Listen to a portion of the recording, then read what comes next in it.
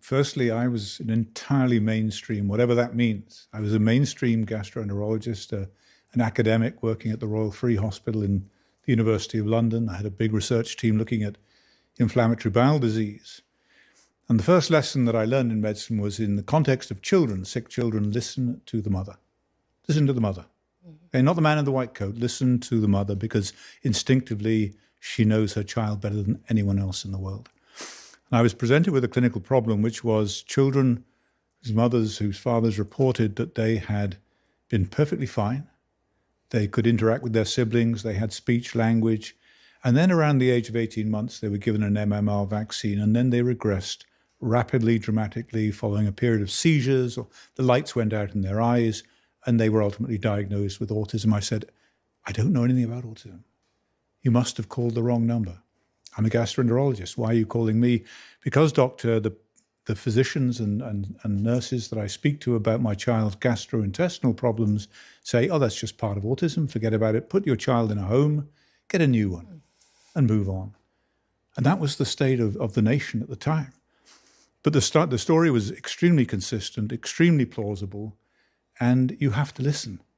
And so, of course, I pulled together a team of eminent researchers, highly published researchers, top pediatric gastroenterologists. We scoped these children, we biopsied them, we looked under the microscope, they had inflammation. The parents were right. Yeah. And we thought, well, we need to report this, which we did in an early series, as you mentioned, the Lancet paper, reporting the first observation of inflammatory bowel disease in children with autism. Because the parents were right, the medical profession, almost to a man and a woman, were completely wrong on the subject of autism. There's no regression, children are born with it, diets don't help, all of these things fell by the wayside. And the new narrative is we're just diagnosing it more. Exactly. Oh yes, we're just better at diagnosing it. The best diagnostician in the world was someone like Jean-Martin Charcot in Paris at the end of the 19th century, even of the last century. They understood disease, they recognized disease, they could interpret physical signs in people. They couldn't treat many of the diseases, but they were outstanding clinicians. Had autism existed, they would have described it. Gilles de la Tourette would have described it. All of these people who worked under Charcot. And so when they said, my child regressed after a vaccine, we had to take that very, very seriously. And I did. I couldn't, you can't dissociate one from the other. You can't say you were absolutely right about this, but this is not going to be good for my career, so would you mind, there's the door, would you leave and take your child somewhere else? But that's what my colleagues, unfortunately, seem to advocate for. And the dean took me aside and said, if you continue this vaccine safety research, it will not be good for your career.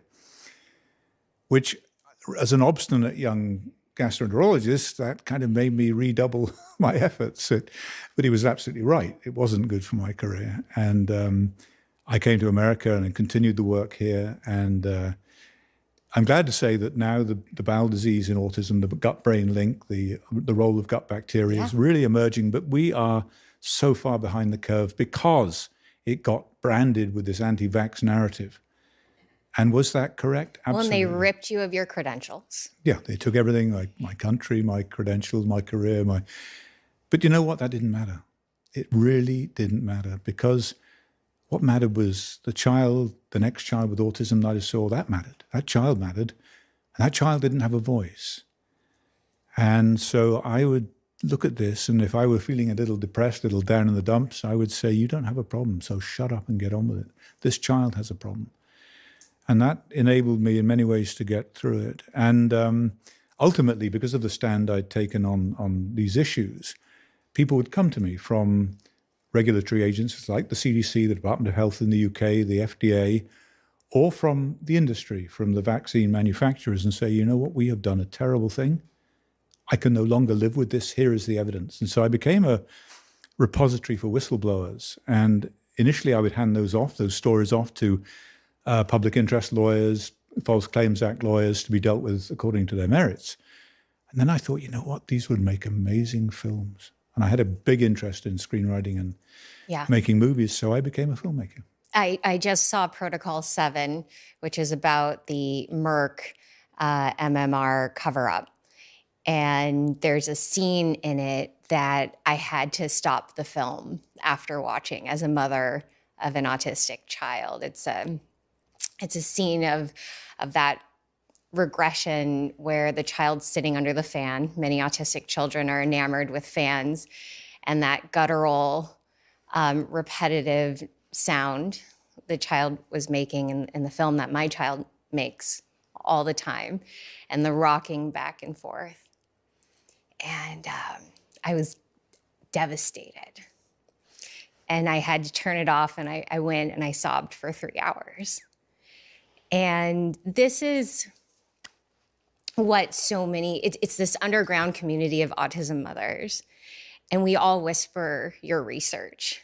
We whisper it to each other because it's underground, because we can't say it or be heard saying it, because doing so would discredit us. It would make us seem like we've lost it, that we can't handle the emotion of the difficulty of the work of being a parent of a special needs child, because we're expected to be strong, to treat it, to accept it for what it is, to accept that it is unexplained and might not ever be explained and is incurable.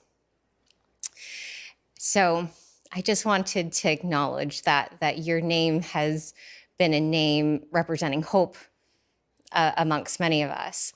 And the diets and recommendations and the focus on gut health really are the first step many of us mothers do take, because it's one that we can take. We can try to help our children's guts heal.